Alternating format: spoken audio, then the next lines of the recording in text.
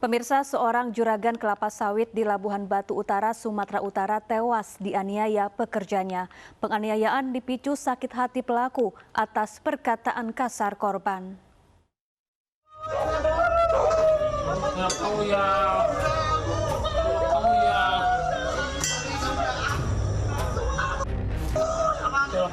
Seorang pekerja perkebunan kelapa sawit menganiaya atasannya hingga tewas di Kabupaten Labuhan Batu Utara, Sumatera Utara. Penganiayaan ini dipicu karena rasa sakit hati pelaku terhadap atasannya. Korban kerap berkata kasar, menyebabkan pelaku sakit hati. Pelaku menganiaya bosnya dengan sebilah kapak hingga korban terluka di beberapa bagian tubuh dan tewas. Polisi telah mengamankan pelaku dan menyita barang bukti yang digunakan saat penganiayaan. Kita ketahui beberapa hari yang lalu ada peristiwa yang sengaja menghilangkan nyawa orang lain. Jadi untuk tempat kejadian perkaranya itu berada di rumah korban. Rumah korban itu di Desa Seapung. Untuk mempertanggungjawabkan perbuatannya, pelaku mendekam di balik jeruji. Dua orang yakni bapak dan anak yang tengah berjualan ikan dianiaya dua pelaku di Takalar, Sulawesi Selatan. Polisi telah menangkap satu pelaku, sementara satu pelaku lainnya masih diburu.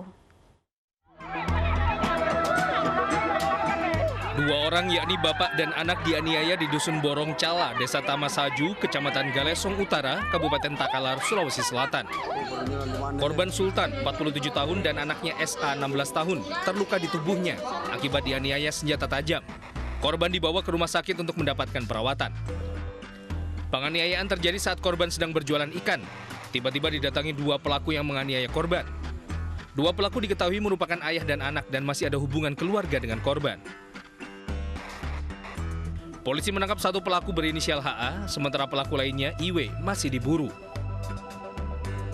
Untuk pelaku sementara sebanyak 2 orang, dan saat ini yang kami sementara berhasil amankan satu orang tuanya, bapaknya juga itu sementara dilakukan pemeriksaan di Polres Takalar. Kita titip di sana karena demi keamanan diri tersangka dan keluarganya. Polisi masih selidiki motif penganiayaan dan memeriksa pelaku lebih intensif.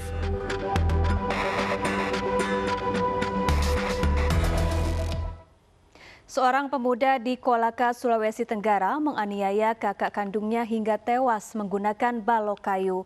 Pelaku membela ibunya yang sering dianiaya dan dimaki korban dengan perkataan kasar.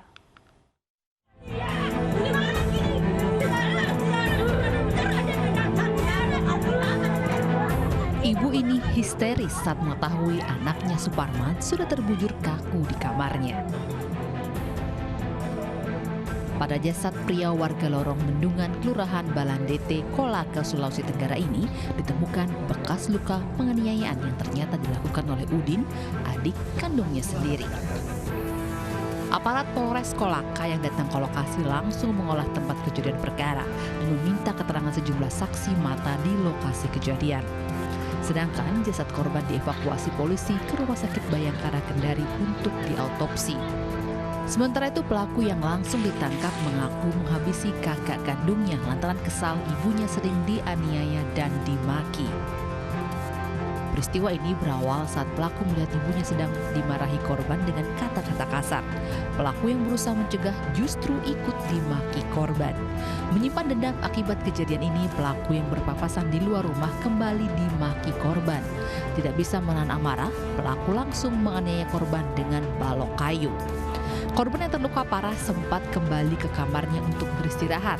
Korban baru diketahui tewas setelah temannya datang berkunjung.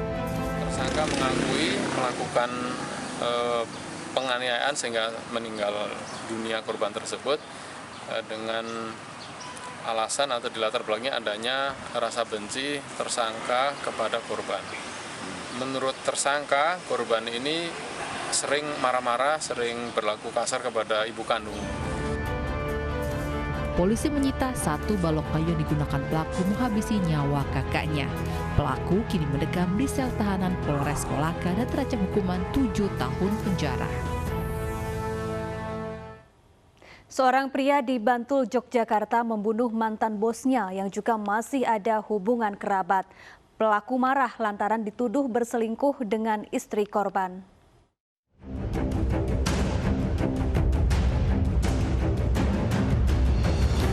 Misteri penemuan jasad pria korban pembunuhan di wilayah Sedayu, Bantul, Yogyakarta akhirnya diungkap aparat Polres Kulon Progo dan Polres Bantul.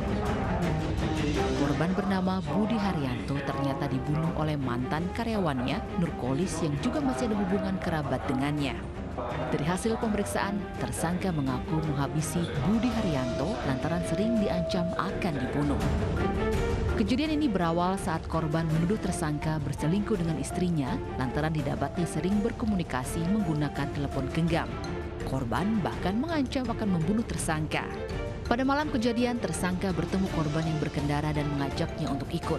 Belum sempat melaju, korban dianiaya tersangka menggunakan kawat yang sudah dibawanya hingga meregang nyawa.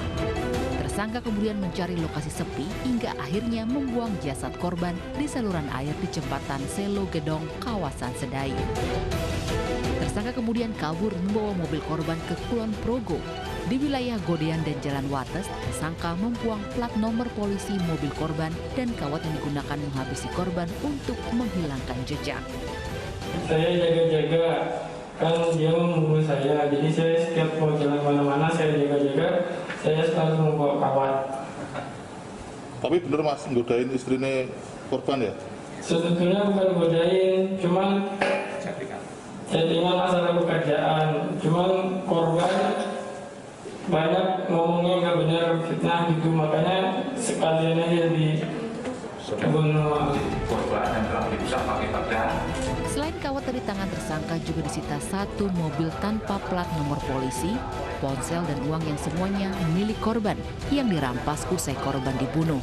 Polisi menjerat tersangka dengan pasal pembunuhan berencana dengan ancaman hukuman 20 tahun penjara.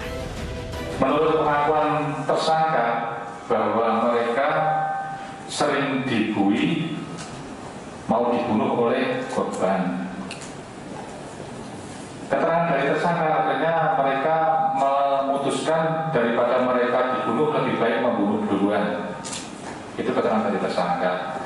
Dan setelah kita lakukan pendalaman, ternyata si tersangka ini juga sering chattingan dengan istri korban. Akhirnya terjadilah kasus pembunuhan tersebut.